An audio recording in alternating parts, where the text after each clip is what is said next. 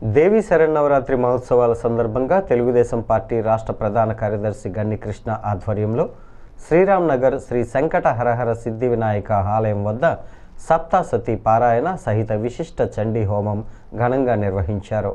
శ్రీరామ్ నగర్ పరిసర ప్రాంతాలు వేదమంత్రాలతో మార్మోగాయి. గణేష్ శర్మ బ్రహ్మత్వంలో గన్ని కృష్ణ చేతుల మీదుగా ఈ సప్తసతి పారాయణ సహిత విశిష్ట చండీ హోమం జరిగింది. కూటమి నాయకులు, స్థానికులు పెద్ద ఎత్తున తరలివచ్చి హోమాన్ని తిలకించి భక్తి శ్రద్ధలతో ప్రదక్షిణలు చేశారు. సిటీ ఎమ్మెల్యే ఆదిరెడ్డి వాసు, మాజీ MP Margani Bharat Ram, Settibalija corporation chairman Kudupudi Satyababu, Janasena city అధ్యక్షుడు వై శ్రీను, బీజేపీ రాష్ట్ర కార్యదర్శి బొమ్మల దత్తు, టీడీపీ నగర అధ్యక్షుడు మజ్జి రాంబాబు, పందిరి మహదేవుడు, సత్రం చైర్మన్ రెడ్డి మణి, కూటమి నాయకులు పెద్ద ఎత్తున తరలివచ్చారు. గన్ని కృష్ణ మాట్లాడుతూ దేశం, రాష్ట్రం సుభిక్షంగా ఉండాలని, ముఖ్యమంత్రి చంద్రబాబు పాలనలో రాష్ట్రం మరింత ప్రగతి పదంలో సాగేలా అమ్మవారి ఆశీస్సులు అందజేయాలని ఆకాంక్షించారు. ఇప్పటి వరకు విద్యుత్ ట్రూ అప్ ఛార్జీలే మనకు తెలిసినని, ఇప్పుడు ట్రూ డౌన్ పేరుతో యూనిట్కి 13 పైసలు తగ్గించడం గొప్ప నిర్ణయమని అన్నారు.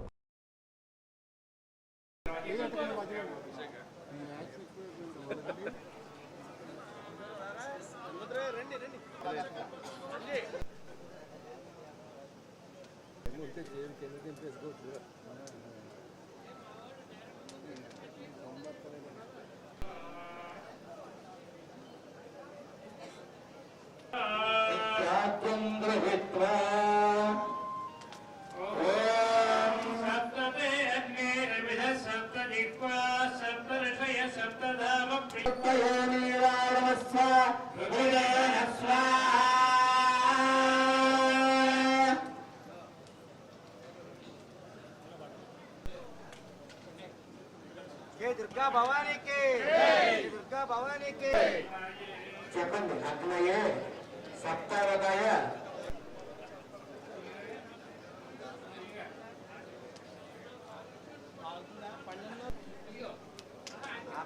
సంవత్సరం కూడా దసరా సందర్భంలో వచ్చే మూలా నక్షత్రానికి అమ్మవారికి చాలా ప్రీతిపాత్రమైన నక్షత్రం మూలా నక్షత్రం.